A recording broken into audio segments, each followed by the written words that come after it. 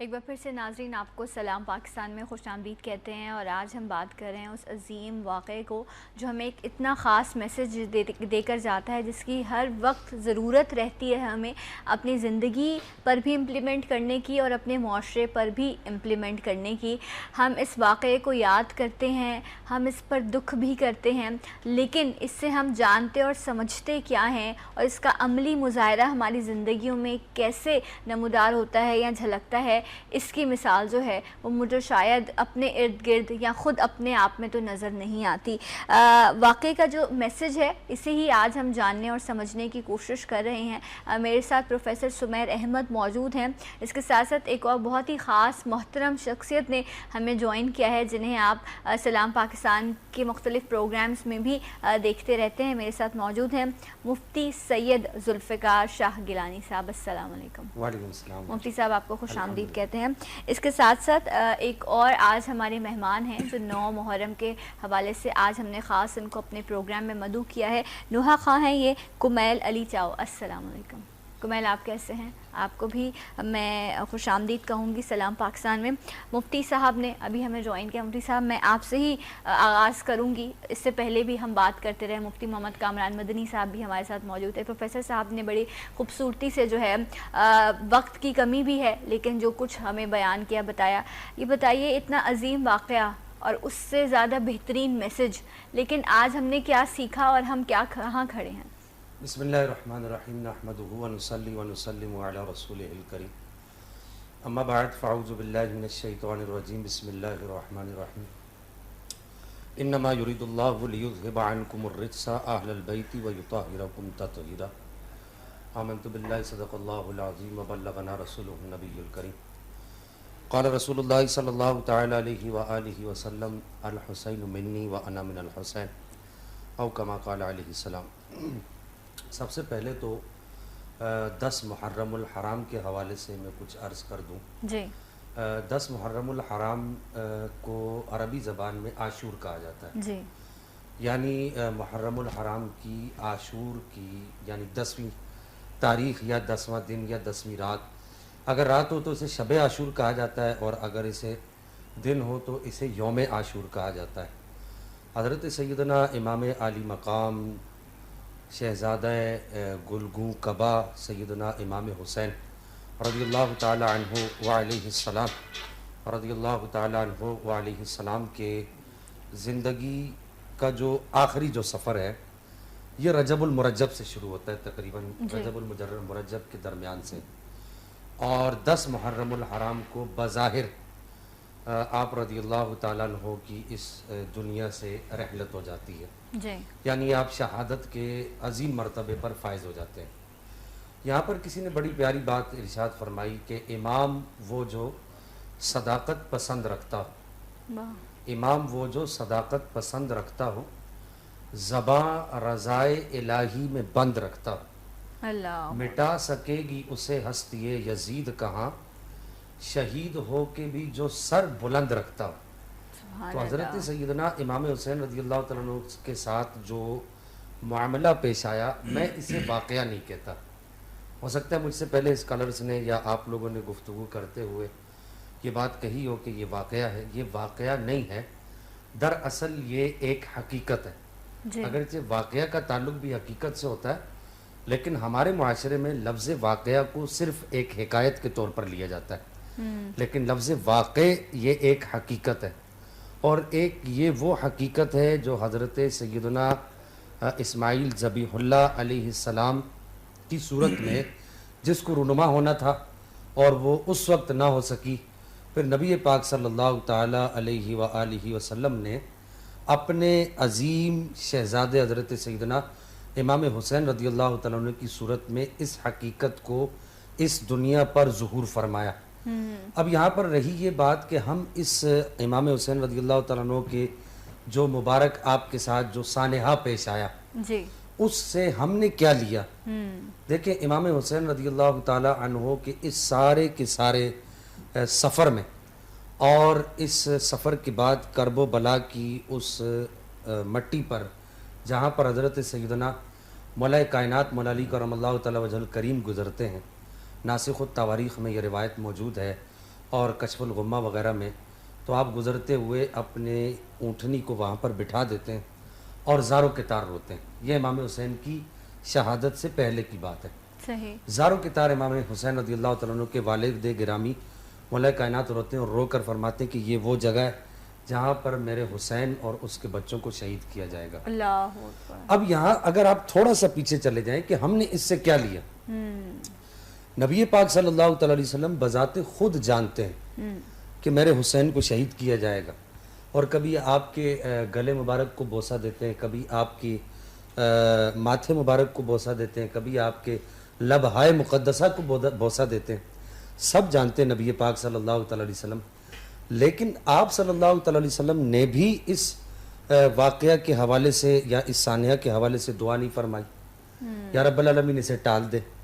تو اس پورے واقعہ کا معاملہ یا سانحہ کا معاملہ تو علیحدہ ہے، لیکن اگر دیکھا جائے تو آپ صلی اللہ علیہ وسلم سے اس سانحہ کی ابتدا ہو چکی تھی کہ آپ صلی اللہ تعالیٰ علیہ وسلم کو پتہ چل چکا تھا کہ یہ معاملہ ہوگا. تو آپ صلی اللہ تعالیٰ علیہ وسلم کو جب خبر ملی، یہ حضرت سیدنا امام حسین رضی اللہ تعالیٰ عنہ کی ولادت کے وقت آپ کو خبر مل چکی، سب جانتے ہیں، ان کو بتا دیا گیا، سب جانتے ہیں. جی. تو اس وقت سے لے کر آپ نبی پاک صلی اللہ علیہ وسلم کی پوری حیات ظاہری، حضرت سیدنا ابو بکر صدیق رضی اللہ تعالیٰ عنہ کا دور مبارک، عمر فاروق، عثمان غنی، مولا کائنات، پھر امام حسن، یہ سارے ادوار آپ دیکھ لیجئے، پھر امام حسین کا خود دور مبارک، تو پھر آپ کا کربلا میں شہید ہونا. ہمیں اس سے کیا ملا کہ تمام لوگوں نے نبی پاک سے لے کر اماں فاطمہ الزہرا، مولا کائنات، اور پھر خود امام حسن، امام حسین، سب سے بڑی جو چیز ہمیں اس سے ملتی ہے صبر. بالکل، بے شک. کہ حضرت سیدنا مولا کائنات رضی اللہ تعالیٰ عنہ کے صاحبزادے امام حسین رضی اللہ تعالیٰ عنہ حضرت سیدنا امام علی اصغر کو اپنے ہاتھ مبارک میں یوں اٹھاتے ہیں اور یوں اٹھا کر ان کے گلے مبارک میں تیر پیوست ہے. اللہ. اب یہ وہ الفاظ ہیں جو دہرائے نہیں جا سکتے، یہ وہ تلخ حقائق ہیں. اور آسمان کی طرف رخ کر کے دیکھتے ہیں کہ رب العالمین، حسین تجھ سے راضی ہے، کیا تو حسین سے راضی ہے؟ اللہ. تو اس قدر ہمیں اس واقعہ سے کم از کم میں یہ سمجھتا ہوں کہ صبر کی ایک عظیم مثال ملتی ہے. بے شک. کہ ہم چھوٹی سی، ہمارے ہاں اگر جب کلش ہوتی ہے، معذرت کے ساتھ، خصوصاً میری مائیں بہنیں اور میرے بھائی بھی اور میرے بڑے بوڑھے بچے جو مجھے سن رہے ہیں، کہ ہم چھوٹی سی بھی اگر گھر میں چپکلش ہوتی تو اسے صدیوں کی رنجش بنا دیتے. حضرت سیدنا امام زین العابدین رضی اللہ تعالیٰ عنہ کے پاس وہ شخص آیا جو اس قافلے میں شریک تھا جس نے امام حسین کو شہید کیا. اس قافلے میں شریک تھا. امام زین العابدین رضی اللہ تعالیٰ عنہ نے 3 دن متواتر اس کی خدمت کی. 3 دن. اس شخص کی، اس شخص کا نام میرے ذہن میں نہیں رہا. تو یہ نبی پاک حضرت سیدنا امام حسین رضی اللہ تعالیٰ عنہ کے صاحبزادے تھے امام زین العابدین. ان کے پاس یہ شخص آیا تو یہ اس قافلے میں شہید تھا. یعنی قاتل کا معاون بھی قاتل ہوتا ہے، تو یہ ان معاونین میں شامل تھا. تو امام زین العابدین رضی اللہ تعالیٰ عنہ نے 3 دن متواتر اس کو مہمانداری اور مہمان نوازی کے اعلیٰ ترین جو ہے وہ یوں سمجھیے کہ منصب پر فائز رکھا. صحیح. تو جب یہ جانے لگا تو اس کے قدم اٹھتے نہیں تھے. تو امام زین العابدین نے دیکھ کر پوچھا کہ تم جاتے کیوں نہیں ہو؟ تو عرض کرنے لگا کہ حضور میرا ایک ایک پاؤں اس وقت اتنا بھاری ہے کہ میں اپنے پاؤں کو اٹھا نہیں سکتا، شرم سے میں اس قدر لرزہ برانیدام ہوں. کہا کہ وجہ کیا ہے؟ کہا کہ کیا آپ نے مجھے پہچانا نہیں؟ تو امام زین العابدین رضی اللہ تعالیٰ عنہ نے ارشاد فرمایا کہ جب تم دور سے آ رہے تھے میں نے تمہیں اسی وقت دیکھ کر پہچان لیا تھا کہ تم میرے بابا جان کے قاتلوں میں تم شامل تھے اور میں تمہیں اچھے طریقے سے پہچان چکا تھا. تو اس نے حضرت سیدنا امام زین العابدین رضی اللہ تعالیٰ عنہ سے عرض کیا پھر اتنی زیادہ میری خاطرداری کیوں کی؟ تو آپ نے ارشاد فرمایا کہ وہ تمہارا کردار تھا، یہ ہمارا کردار. اللہ اکبر، اللہ اکبر. تو یہاں میں یہ سمجھتا ہوں کہ یہ ساری کی ساری وہ آپ کربلا کے اندر ایک اتنا بڑا جو معرکہ پیش آیا حق و باطل کا، حضرت سیدنا امام حسین رضی اللہ تعالیٰ عنہ اور یزید اور اس کے ساتھیوں کا، ایک تو صبر اور دوسرا رضائے الہی میں زباں کو بند رکھنا. یہ 2 باتیں میں سمجھتا ہوں کہ امام حسین رضی اللہ تعالیٰ عنہ کے اس پورے کے پورے سفر اور آپ کی شہادت تک اور شہادت کے بعد تک ہمارے لیے مشعل راہ ہے بے شک کہ ہمیں اللہ کی رضا میں راضی رہنا چاہیے اور صبر کا دامن ہرگز نہیں چھوڑنا چاہیے. بالکل اللہ کی رضا میں ہمیں راضی رہنا ہے اور صبر کا دامن جو ہے وہ ہمیں نہیں چھوڑنا ہے. اور وہ عظیم قربانی جو ان شہداء کو عشق کے مرتبے پر فائز کرتی ہے، اس کی عظیم مثال کو آج ہم یہاں بیٹھ کر یاد کر رہے ہیں. اور میں بس یہی دعا کروں گی آپ لوگوں کے لیے بھی اور اپنے لیے بھی کہ ہم بات کرتے ہیں، ہم سنتے ہیں، اللہ نے ہمیں عقل دی، ہم سمجھتے بھی ہیں، حق و باطل کے فرق کو بھی جانتے ہیں، لیکن اس کے باوجود اگر ہم انصاف نہ کر سکیں تو پھر اس پر تو کوئی بات ہی نہیں کی جا سکتی. یہ بڑے دکھ اور المیے کی بات ہے. ہمارے ساتھ کمیل بھی موجود ہیں. میں پروفیسر صاحب کی طرف بھی آؤں گی. آپ کچھ عبادات کے حوالے سے بات کر رہے تھے، اس پہ بھی بات ہوگی. میں کمیل سے چاہوں گی کہ کمیل، آج کی اس نشست میں آپ شامل ہیں. ابھی ان عظیم ہستیوں کا ذکر ہوا جو اپنے آپ میں ایک ایسے بہترین رول ماڈلز ہیں جن کو یاد کر کے ہم اپنی عملی زندگی کو بہتر سے حسین ترین بنا سکتے ہیں. تو میں آپ سے بھی درخواست کروں گی اگر آپ کچھ کہنا چاہتے ہیں تو کہیے بھی اور کچھ پیش بھی کیجیے اس محفل میں.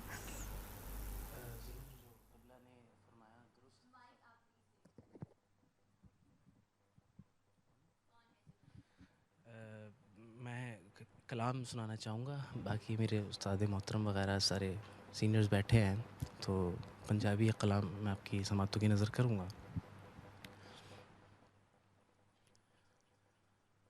کبرا دا وین لوکوں ہے عرش غلاندا اے، کبرا دا وین لوکوں ہے عرش غلاندا اے، شبیر جون ٹکڑے، شبیر جون ٹکڑے، جدوں شکل بناندا اے، کبرا دا وین لوکوں ہے عرش غلاندا اے. شبیر نے لاڑے دا تاحت الغنک ولایا دردا دیماری زینا رو آکھے امڑی جایا بنڑے دے کوئی جگتے، بنڑے دے کوئی جگتے،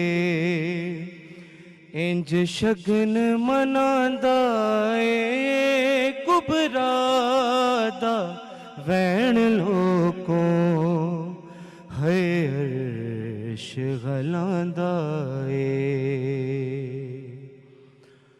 تقسیم ہوئی مقتل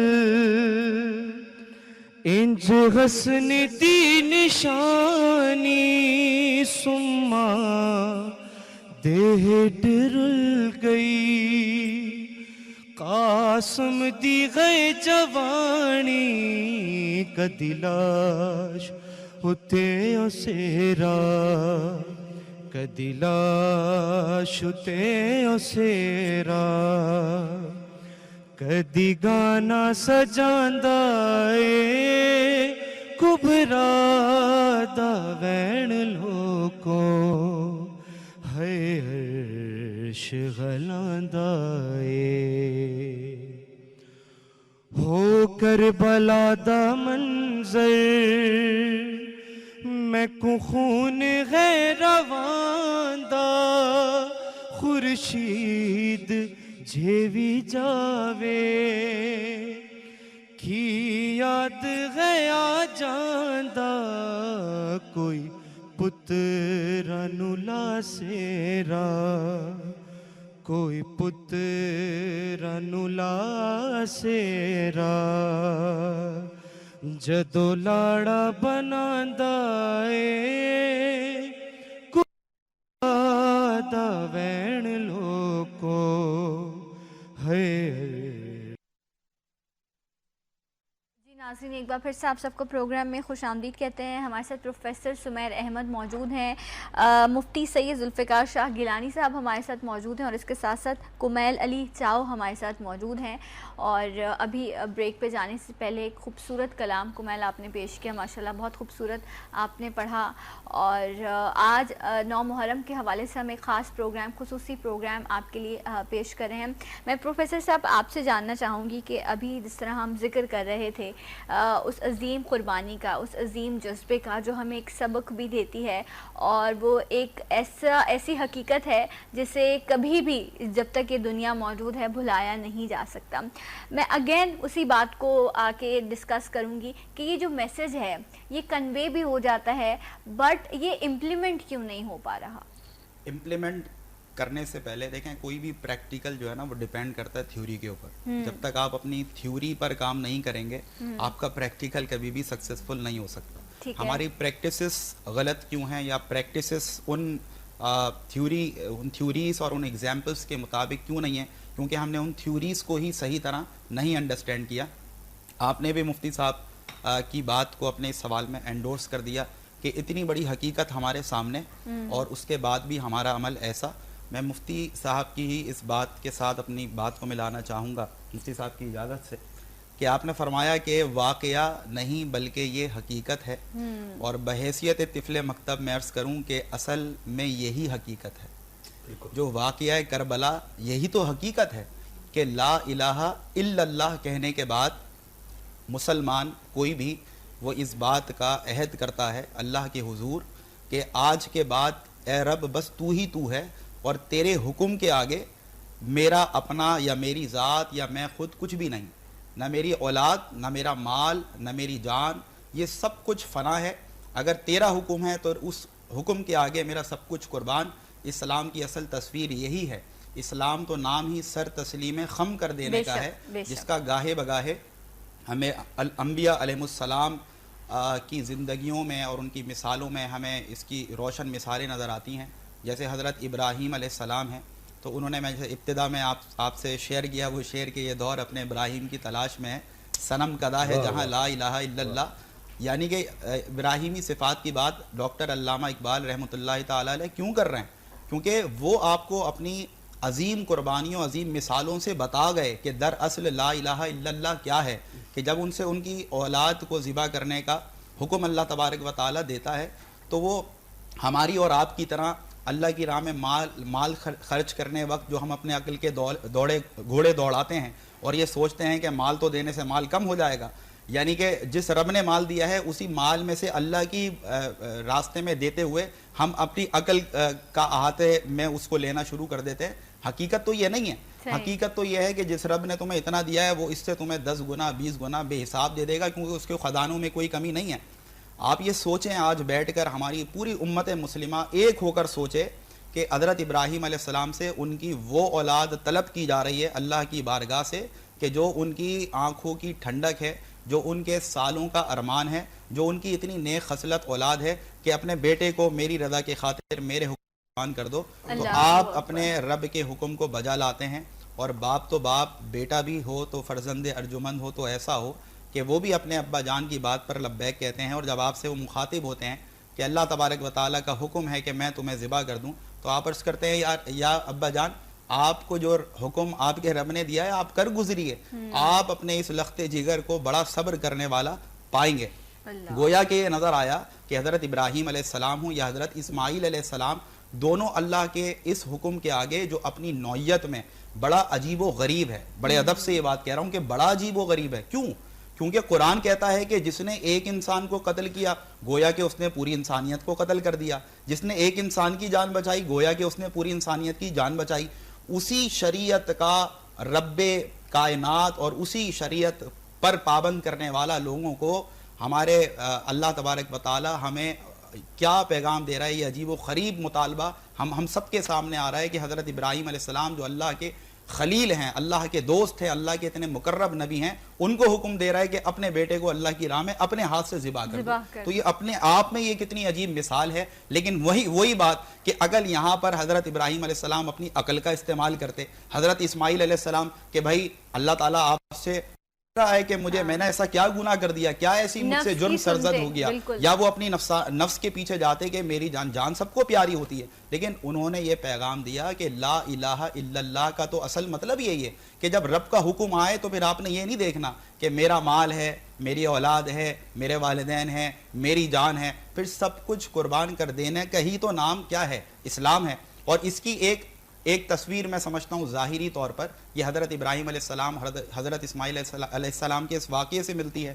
لیکن اس کی عملی تصویر کی جب ہم خبر لیتے ہیں یا اس کی ہم جانچ پڑتال کرتے ہیں تو وہ ہمیں کربلا کی زمین پر نظر آتی ہے کہ صرف یہاں پر آزمائش نہیں لی جا رہی, صرف یہاں پر آزمائش کے لیے اپنے آپ کو لبیک کہتے ہوئے پیش نہیں کیا جا رہا, بلکہ اپنا سب کچھ, اپنی آل کو اللہ کی بارگاہ میں اس کی رضا کے آگے سب کچھ قربان کر دینے کے لیے تیار ہے. لوگ آج سوال کرتے ہیں کہ حضرت امام حسین رضی اللہ تعالیٰ عنہ کو جب یہ بات ان کے علم میں تھی کہ وہاں پر ان کو بلایا جا رہا ہے, یا کچھ ہمارے کلام ایسے لکھے گئے جس میں بڑے ادب کے ساتھ, معذرت کے ساتھ میں کہوں گا کہ یہ کہا جاتا ہے کہ کوفہ والوں نے دھوکہ دیا.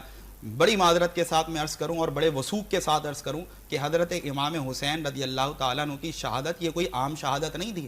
جیسا آپ کا نام جنت سے آ رہا ہے, جیسے آپ کو جنت کے نوجوانوں کا سردار بنایا جا رہا ہے, یہ شہادت بھی پری پلانڈ تھی. یہ شہادت بھی وہ تھی جس کا پہلے سے اللہ رب العزت نے فیصلہ کیا ہوا تھا. بلکہ یہ تو اپنے آپ میں بڑی عجیب شہادت تھی کہ جس وقت حضرت امام حسین رضی اللہ تعالیٰ عنہ کی ولادت ہوتی ہے, آپ کی ولادت کے ساتھ ہی آپ کی شہادت کی خبر آ جاتی ہے. مطلب یہ اپنی نوعیت میں بالکل منفرد اور بہت ہی بے مثال اور سمجھ لیں لازوال ایک شہادت تھی. تو وہ شخصیت کہ جن کی ولادت کے ساتھ ہی ان کی شہادت کی خبر آئی ہو, تو ان کو یہ کیسے ممکن ہے کہ کوئی ان کو دھوکہ دے سکے. میں آپ کو اب حقیقت کی جو بات کری اسی سے ریلیٹ کر کے یہ بات بتا رہا ہوں کہ دھوکہ تو اصل میں یزید نے اپنے آپ کو دیا, دھوکہ تو شیطان نے یزید کو دیا. آج آپ دیکھیں نا کہ اس کے کانسیکوینس کیا ہے, اس کا نتیجہ کیا آیا, اس کا ریزلٹ کیا نکلا. اتنی بڑی قربانی کے بعد دھوکہ شیطان نے یزید کو دیا کا سب سے بڑا جو وجہ ہے اور ریزن ہے, اور سب سے بڑی جو ہمارے پاس ایک بہت ہی جینون قسم کی ہمارے پاس حجت یہاں پر قائم کرنے کے لیے وہ یہی ہے کہ حضرت امام حسین نے جان بوجھ کر بھی کہ وہاں پر آپ کے دشمن جو ہیں وہ تاک لگائے بیٹھے ہیں, آپ کو قتل کرنے کے در پر ہیں, وہاں جا کر ایک تو یہ پیغام دیا کہ کسی بھی مسلمان کے سامنے دو راستے ہوتے ہیں, ایک راہ رخصت اور ایک راہ عزیمت. یعنی کہ جب آپ کی جان پر بنائے, یہاں تک علماء فرماتے ہیں کہ آپ وقتی طور پر جھوٹ بھی کہہ سکتے ہیں, یہاں تک کہ آپ لا الہ الا اللہ سے بھی منحرف ہو سکتے ہیں اگر آپ کو اپنی جان بچانی ہے. یہ راہ رخصت ہے. لیکن راہ عظیمت یہ ہے کہ جب اتنے بڑی عظیم شخصیت جن کے نانا سب سے عظیم, جن کے والد حضرت مولا علی کرم اللہ وجہہ الکریم, جن کی ماں جو ہے محترمہ جنت کی عورتوں کی سردار, تو یہ کیسے ہو سکتا تھا کہ اتنی عظیم الشان شخصیت راہ رخصت اختیار کرتی. انہوں نے سب کچھ جان کر بھی کسی کے دھوکے میں نہیں آئے, راہ عظیمت کو اختیار کیا. تو ایک تو یہ پیغام دیا کہ میں حسین ہوں اور میرے نانا وجہ تخلیق کائنات ہیں, ایک طرف یہ پیغام دیا کہ راہ عظیمت اختیار کرو, اور دوسری طرف کیا نتیجہ نکلا کہ یزید وقتی طور پر جیت کر بھی ہمیشہ کے لیے ہار گیا, اور وقتی طور پر حضرت امام حسین شہید ہو کر بھی ہمیشہ کے لیے تاریخ میں زندہ ہو گیا. کیا بات ہے, کیا بات ہے. اور یہاں پر جو بات کی گئی نا وہ بڑی حقیقی ہے کہ جہاں پر عقل پیچھے رہ جائے اور جذبہ ایمانی کو تھامتے ہوئے انسان آگے بڑھتا ہے تو پھر اسے عشق کی معراج بھی ملتی ہے.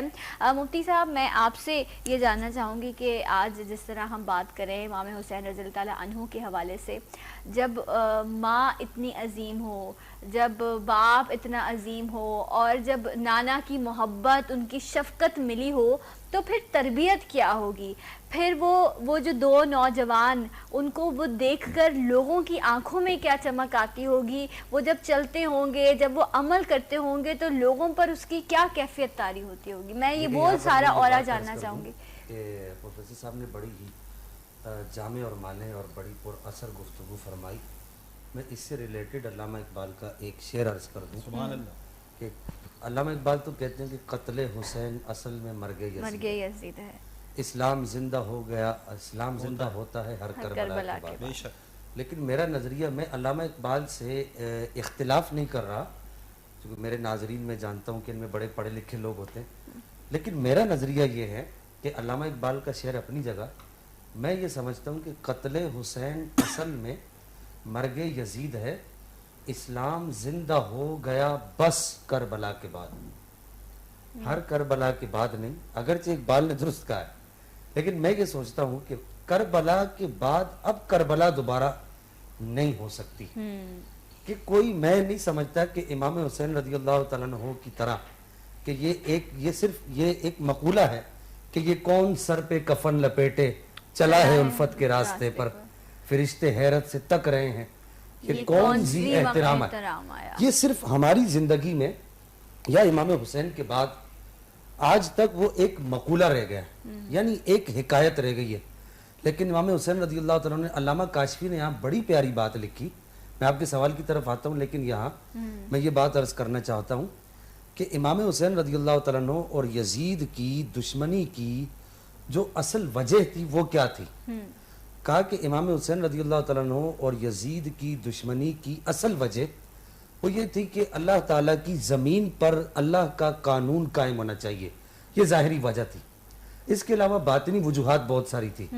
اللہ کی زمین پر اللہ کا قانون قائم کرنے کے لیے اللہ کے قانون کو قائم کرنے والا بھی ہونا چاہیے، اور پھر اللہ کے قانون کو قائم کرنے والی ذات امام حسین سے بڑھ کر اس وقت کوئی ذات نہیں تھی، کہ آپ صبت رسول بھی ہیں اور ابن حیدر بھی ہیں اور ابن فاطمۃ الزہرا بھی ہیں، تو اس وجہ کی وجہ سے اب یہاں تک قرعہ ڈالا گیا۔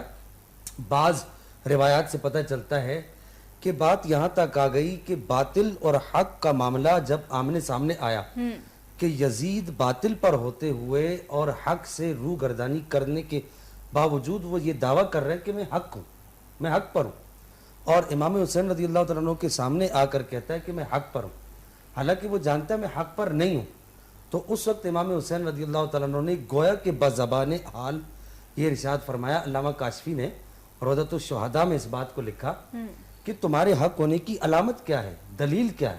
تو اس نے کہا میرے حق ہونے کی دلیل یہ ہے کہ میں کلمہ پڑھتا ہوں، میرے حق ہونے کی دلیل یہ ہے کہ میں حج کرتا ہوں، میرے حق ہونے کی دلیل یہ ہے کہ میں قرآن پڑھتا ہوں۔ تو امام حسین رضی اللہ تعالیٰ عنہ نے ارشاد فرمایا کہ اگر تمہارا یہ بات حق ہے کہ تم قرآن پڑھتے ہو تو ایسا کرتے ہیں کہ تم بھی اپنی گردنیں کٹواؤ اور ہم بھی اپنی گردنیں کٹواتے ہیں، جس کے قاری نیزوں پر قرآن پڑھیں گے وہ حق پر ہوں گے۔ امام حسین رضی اللہ تعالیٰ عنہ نے اپنی گردن کٹوا کے حق کا ثبوت دینے کے لیے نیزے پر قرآن پڑھ کے دکھایا کہ حق کٹنے کے بعد بھی زندہ رہتا ہے، شاخ تمنا ابھی ہری ہے جلی نہیں، گردن حسین کی کٹی ہے جھکی نہیں۔ اب یہاں پر میں یہ بات عرض کر دوں کہ آپ یہ بات کر رہی تھی کہ امام حسین، یہ بات میں نے اس وجہ سے عرض کی کہ امام حسین رضی اللہ تعالیٰ عنہ جب چلتے ہوں گے یا لوگوں سے گفتگو کرتے ہوں گے وہ ایک کیا انداز ہوتا ہوگا، وہ تو بہت، ان کی شخصیت جو ہے اس کا محور، وہ تو بہت پہلے کی بات ہے، لیکن میں یہ سمجھتا ہوں کہ جب امام حسین نیزے پر تھے تو اس وقت کیا انداز تھا، جب امام حسین رضی اللہ تعالیٰ عنہ تلواروں کے سائے میں تھے اس وقت کیا انداز تھا، کہ دیکھنے والے یہ کہتے ہیں کہ ہم نے اپنی آنکھوں سے دیکھا، کہ یہ بھی تو امام حسین کی ایک سیرت ہے نا کہ جب آپ کو شہید کیا جانے لگا، یہ بھی تو ایک سیرت ہے اور حقیقت ہے کہ جب آپ کو شہید کیا جانے لگا تو ایک قریبی قبیلے کی ایک بڑھیا خاتون کہتی ہیں، کشف الغمہ میں یہ روایت موجود ہے، کہتی ہیں کہ میں نے دور سے دیکھا کہ ایک عربی نوجوان ہے اور اس کے ارد گرد جو ہے وہ سینکڑوں کی تعداد میں لوگ جمع ہیں اور کوئی اس کو تلوار مار رہا ہے، کوئی تیر مار رہا ہے، تو وہ کہتی ہے کہ میری زبان سے یہ عربی اشعار نکلے، میں نے جب دیکھا تو میری زبان سے یہ عربی اشعار نکلے جس کا اردو ترجمہ یہ ہے کہ لباس ہے پھٹا ہوا غبار میں اٹا ہوا، تمام جسم نازنی کٹا ہوا پھٹا ہوا۔ تو کہتی ہے کہ میں نے یہ وہ عربی اشعار کا میں اردو ترجمہ کر رہا ہوں کہ جب میں نے دیکھا تو میں اس بات پر حیران ہو گئی کہ یہ کون ہے کہ جس کا لباس بھی پھٹا ہوا ہے، جس کا جسم زخموں سے چور چور ہے وغیرہ وغیرہ، پھر اس کے باوجود یہ اس قدر جری ہے۔ تو میں دیکھ کر یہ پکار اٹھی، یہ بالیقین حسین ہے، نبی کا نور عین ہے۔ سبحان اللہ، بے شک بے شک۔ کچھ حقیقتیں جو ہیں وہ سامنے ہوتے ہوئے بھی بے مثال ہوتی ہیں اور انہیں سمجھنا بڑا ضروری ہوتا ہے. کمیل ہمارے ساتھ موجود ہیں. میں کمیل سے چاہوں گی کہ آپ نے اس سے پہلے بھی ایک خوبصورت کلام پیش کیا, آپ سے کلام کی درخواست ہے, اسی سے ہم بریک پر بھی چلے جائیں گے. شب عاشور جو امام حسین علیہ السلام کی گفتگو ہوئی اپنی ہمشیرہ سے, وہ آپ لوگ کی سماعتوں کے ہدیہ کر رہا ہوں. ابھی مت رو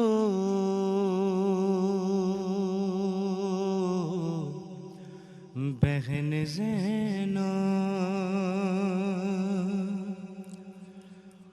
ابھی مت رو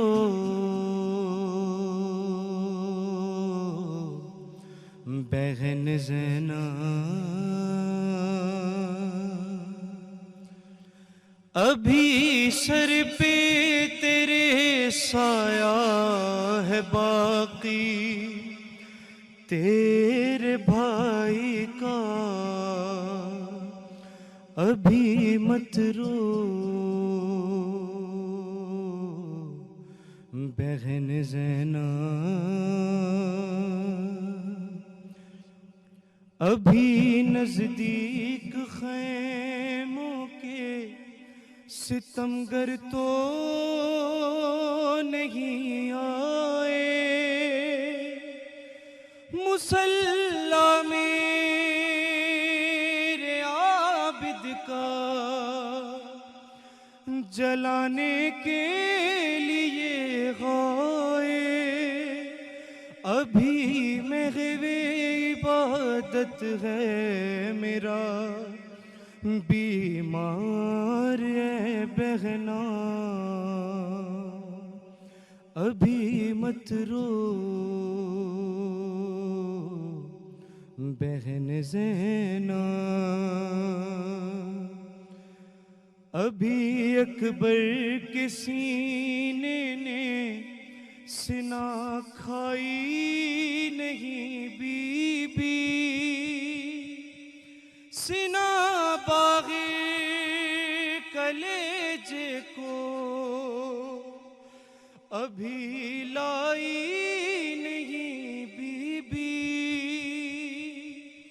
ابھی جی بھر کے زینب دیکھ لے اکبر کا تو سینہ, ابھی مت رو بہن زینب, اور سکینہ کے میں ہاتھوں کو تیرے ہاتھوں میں دیتا ہوں, یہی ایک التجا تجھ سے میری ماں جائی کرتا ہوں, تجھے روتا ہوا دیکھے گی تو رو دے گی معصومہ, ابھی مت رو بہن زینب. اور آخر میں گلے لگ کر شگے والا بہن سے غائے روتے تھے, چھپا کر اپنے آنسو کو یہی ارمان کہتے تھے, تجھے اب زندگی بھر.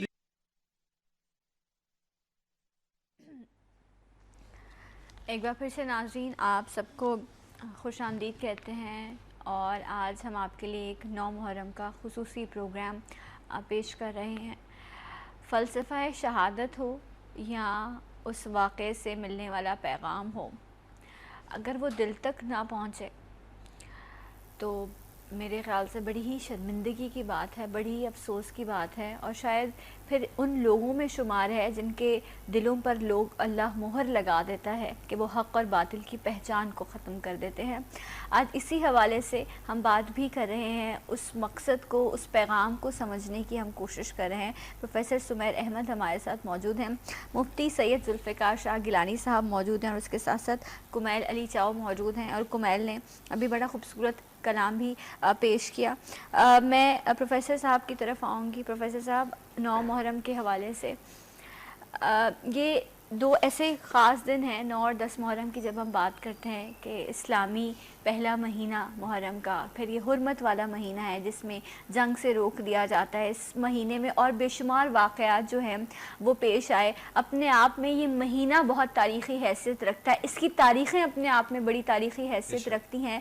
اس مہینے میں جو عبادات ہیں ان کا کتنا اجر و ثواب ہے؟ اس مہینے میں ہم نے پہلے بھی بات کی، میں دوبارہ چاہوں گی جن لوگوں نے ابھی ہمیں جوائن کیا ہے، اس مہینے کے روزوں کے حوالے سے بھی میں مفتی صاحب سے جانوں گی، لیکن اس مہینے کے جو عبادات ہیں اس کے حوالے سے کچھ بتائیے۔ دیکھیں، بالعموم تو آپ کے سوال میں بھی اس کا جواب موجود ہے کہ چونکہ بہت حرمت والا مہینہ ہے جی، اور بالخصوص اسلام کا پہلا مہینہ ہے، تو ہر کوئی یہ چاہتا ہے کہ ہم کسی بھی سال کی ابتدا اچھے انداز میں کریں بالکل، اور اپنے رب کو راضی کرتے ہوئے کریں، تو مختلف عبادات کے ذریعے ہم اپنے رب کو منانے کی کوشش کرتے ہیں۔ دوسری طرف جب اس طرح کے مواقع آتے ہیں، جیسے کہ بالخصوص شب عاشورہ آتی ہے، تو لوگوں کے ذہنوں میں اکثر یہ سوالات ہوتے ہیں کہ ہم کون سی خاص عبادات کریں کہ جس سے ہم اس دن کو منا سکیں، اس یاد کو تازہ کر سکیں اور اللہ کو جو ہے وہ راضی کرنے کا سامان کر سکیں۔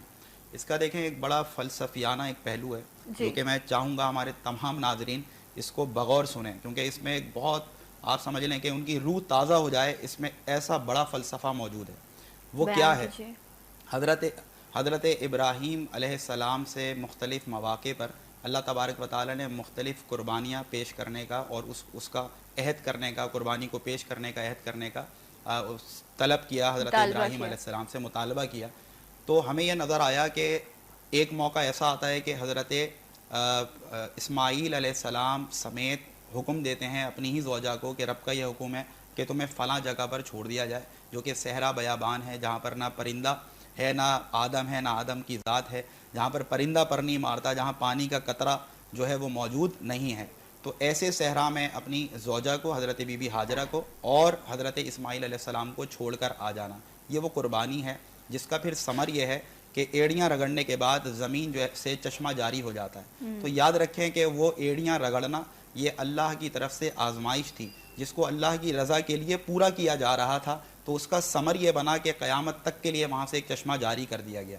پھر اس پانی کی تلاش کے لیے جب حضرت بی بی ہاجرہ علیہ السلام صفا اور مروہ پر چڑھ کر اس پانی کی تلاش میں چکر لگا رہی ہیں، تو یہ بھی وہ وقت ہے کہ جب ان سے اللہ تبارک و تعالیٰ ان کو آزمائش میں اللہ نے ڈالا ہوا ہے، اور اس آزمائش کی گھڑی میں ان کا عمل کیا ہے؟ صفا اور مروہ پر چکر لگانا۔ تو اللہ کو یہ ادا جو کہ قربانی کی وقت اللہ کا جو نیک بندہ یا نیک بندی ہے وہ پیش کر رہی ہوتی ہے، تو اللہ اس بھاگنے اور دوڑنے کی ادا کو بھی اتنا پسند کرتا ہے اس قربانی کے وقت، اس آزمائش کے وقت، کہ پوری امت مسلمہ سے یہ تقاضا ہے کہ جب بھی تم حج یا عمرہ کے لیے جاؤ تو تم بھی اسی طرح صفا اور مروہ کا چکر لگایا کرو۔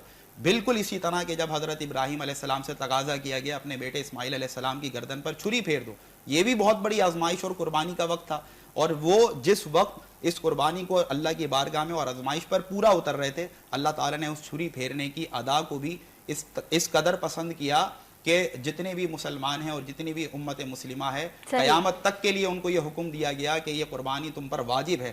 گویا کہ اللہ کو ہر وہ ادا بڑی محبوب ہے، اور اللہ کے یہاں اس کی بڑی مقبولیت ہے کہ جب کوئی بھی مسلمان بندہ، چاہے وہ نبی ہو، نبی کی زوجہ ہو، نبی کا بیٹا ہو، جب وہ قربانی سے گزر رہے ہوں تو اس وقت وہ جو ادا کو اپنائیں گے اللہ کے یہاں وہ بڑی مقبول ہوتی ہے۔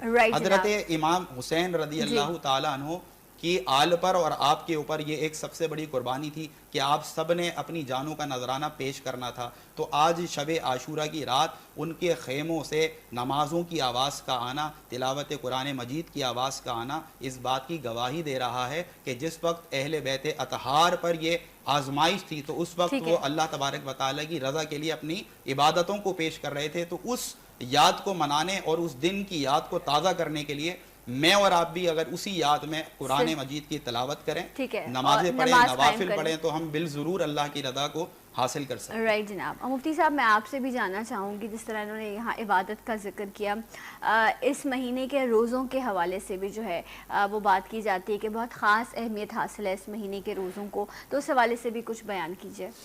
اور کوئی خاص وظیفہ, کوئی خاص عبادت ہے؟ یہاں پر بہت سارے وظائف ہیں جو ٹھیک صوفیہ ہے. سے منقول ہے. سب سے پہلے تو 9-10 محرم الحرام کا روزہ, ٹھیک ہے. کہ نبی پاک صلی اللہ تعالیٰ علیہ وآلہ وسلم نے بذات خود مسلم شریف میں حدیث مبارکہ موجود ہے, امام حسین رضی اللہ تعالیٰ عنہ کی ابھی شہادت کا معاملہ معرض وجود میں نہیں آیا تھا. اس وقت نبی پاک صلی اللہ تعالیٰ علیہ وسلم جب مدینۃ المنورہ آپ نے ظہور فرمایا تو آپ نے دیکھا کہ یہود مدینہ روزہ رکھتے ہیں 9 محرم الحرام کا یا 10 محرم الحرام کا روزہ رکھتے ہیں. تو نبی پاک صلی اللہ تعالیٰ علیہ وسلم نے صحابہ سے فرمایا کہ ہم حضرت موسیٰ کے ان سے زیادہ حقدار ہیں. حضرت موسیٰ علیہ السلام نے چونکہ اس 10 محرم الحرام کو فرعون کے عذاب سے آپ نے اور آپ کی قوم نے نجات پائی تھی, تو حضرت موسیٰ علیہ السلام سے ہم ان کے زیادہ حقدار ہیں, ان سے زیادہ حضرت موسیٰ علیہ السلام کے حقدار ہیں. تو اے میرے صحابہ, تم بھی 10 کا روزہ رکھا کرو لیکن ساتھ میں 9 کو ملا لیا کرو. اس کی وجہ محدثین نے یہ لکھی تاکہ یہود کے ساتھ مشابہت نہ ہو. صحیح. نمبر 2, اس دن کے خاص وظائف. سب سے پہلے شب عاشور آپ 2 نوافل اس طریقے سے پڑھیں, سورہ فاتحہ پڑھیں, یعنی جو عام آپ 2 نوافل کی نیت کریں, اس میں آپ نے نیت یہ کرنی ہے شہدائے کربلا کے ایصال ثواب کی. صحیح. اس کا بڑا آسان طریقہ ہے کہ آپ نفل پڑھنے جب نیت کرنے لگیں گے تو آپ جس طریقے سے دیگر نمازوں کی نیت کرتے ہیں, میں نیت کرتا ہوں اس نماز کی 2 رکعت صلاۃ النفل یا 2 رکعت نماز نفل پڑھتا ہوں اللہ تعالیٰ کے لیے, منہ میرا کعبہ شریف کی طرف, برائے ایصال ثواب شہدائے کربلا. یہ اس ایک جملے کا آپ نے اضافہ کرنا ہے. ٹھیک ہے. اگر آپ اس ایک جملے کا اضافہ نہیں کر سکتے تو آپ ویسے ہی نفل پڑھ لیجئے. پڑھنے کے بعد آپ ان کا ثواب جو ہے شہدائے کربلا کی بارگاہ میں پیش کر دیں. یہ نفل کس طریقے سے پڑھنے, اگر کسی کو سورہ مزمل آتی ہے, سورہ فاتحہ کے بعد سورہ مزمل ہر نفل میں 41 مرتبہ پڑھے. اگر کسی کو سورہ مزمل شریف نہیں آتی, الحمد شریف کے بعد آپ کہہ رہے 41 مرتبہ سورہ فاتحہ کے بعد, ٹھیک پہلے ہے. ثنا پھر سورہ فاتحہ, اس کے بعد سورہ مزمل شریف 41 دفعہ پڑھے. اور اگر دونوں رکعتوں میں, اور اگر اس کو سورہ مزمل شریف نہیں آتی تو سورہ اخلاص قل هو اللہ احد اللہ الصمد, اسے 41 مرتبہ پڑھے. اس کا ایک تو فائدہ, سب سے بڑا فائدہ تو یہ ہوگا اللہ تعالیٰ کی رضا حاصل ہوگی. بے شک. اس کے بعد دوسرا فائدہ یہ ہوگا کہ یہ ائمہ اثنا عشر اور خصوصاً شہدائے کربلا کی نگاہ عنایت حاصل ہوگی. اور تیسرا بڑا فائدہ جو انسان کو خود حاصل ہوتا ہے, سارا سال اس طرح عبادت کرنے والا, رات کو اس طرح 2 نفل پڑھنے والا, سارا سال جادو, ٹونا, آسیب, نظر بد, سایہ, پچھاوا وغیرہ اس طرح کی تمام جو موذی قسم کے اثرات ہیں ان سے محفوظ رہتا ہے. صحیح. نمبر 2, یہاں پر یہ بات یاد رکھیں, شب عاشور اگر کسی سے بن پڑے تو شب عاشور آنے سے پہلے یا جیسے آج 9 محرم الحرام کا دن ہوگا تو اس دن ائمہ اثنا عشر کے نام یاد کر لے. اچھا. ائمہ اثنا عشر کے 12 جو نام ہیں, اثنا عشر عربی زبان کا لفظ ہے جس کا معنی ہے 12 امام, 12 ائمہ کرام کے نام یاد کر لے. امام علی, امام حسن, امام حسین, امام زین العابدین, امام باقر, امام جعفر صادق, امام موسیٰ کاظم, امام علی رضا, امام علی تقی, امام علی نقی, امام حسن عسکری, امام مہدی. ان 12 ائمہ کرام کے نام یاد کر لے. اگر کوئی کسی آپ کے محلے میں کوئی پاگل ہے, مجنوں ہے, اچھا. اور عہد فتحیہ کے اندر اس بات کو لکھا گیا کہ ان ائمہ کرام کے نام یاد کرنے کے بعد, یا آپ کے گھر میں کسی پر پاگل بن کر دوڑ رہا ہے, تو شب عاشور 11 مرتبہ 100 دانے والی تسبیح ایک دانے پر ائمہ اثنا عشر کے 12 کے 12 نام لے لیں. صحیح. یعنی 1100 مرتبہ ائمہ اثنا عشر کے نام لے لیں, صحیح. اور پھر اس کے بعد پاگل پر دم کر دیں, صبح تک پاگل ٹھیک ہو جائے گا. کیا بات ہے، ماشاءاللہ، یہ ان ناموں کی برکت ہے اور بڑی خاص چیزیں آج کے اس پروگرام میں ڈسکس ہوئیں. میں پروفیسر صاحب آپ کا شکریہ ادا کروں گی، مفتی صاحب آپ کا شکریہ ادا کروں گی. کمیل آپ نے وقت دیا، آپ کا بھی بہت شکریہ. اور آج کے دن کے حوالے سے بس جتنا ہو سکے اپنے شہداء کے لیے آپ ایصال ثواب کیجئے. مفتی صاحب نے جس طرح کا نوافل ادا کیجئے، قرآن کریم کی آپ تلاوت کیجئے. سبیلوں کا اہتمام کیا جاتا ہے، اس کے ساتھ ساتھ جو ہے نظر و نیاز کی جاتی ہے. جو چیز آپ کر سکتے ہیں وہ ضرور کیجئے، کیونکہ یہ چیز ایصال ثواب کا باعث بھی بنتی ہے اور صدقہ جاریہ کا باعث بھی بنتی ہے. میں کمیل سے درخواست کروں گی کہ جاتے جاتے کلام پیش کیجئے. اپنا خیال رکھیے گا. اللہ حافظ. تو وہ حسین ہے تیرا، ہے وہ جمال حسین.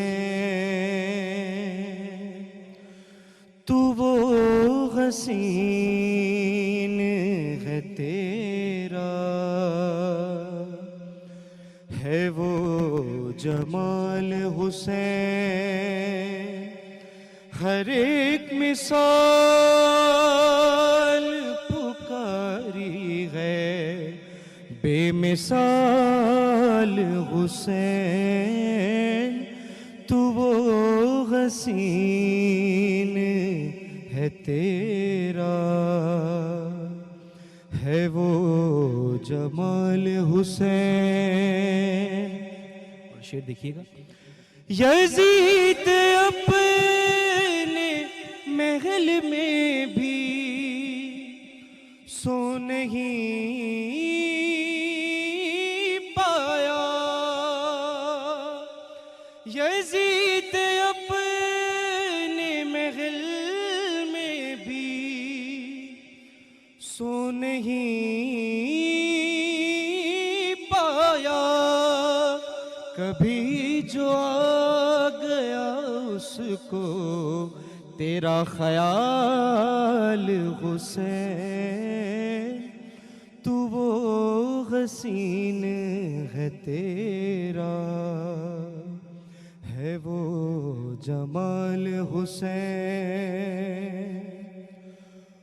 جو دیکھا عزم تیرا کر بلا کے مقتل میں،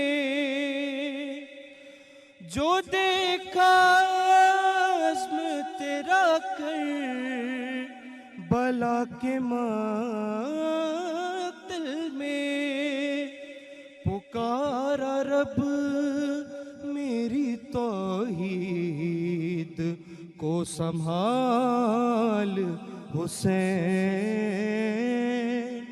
تو وہ حسین ہے تیرا، ہے وہ جمال حسین.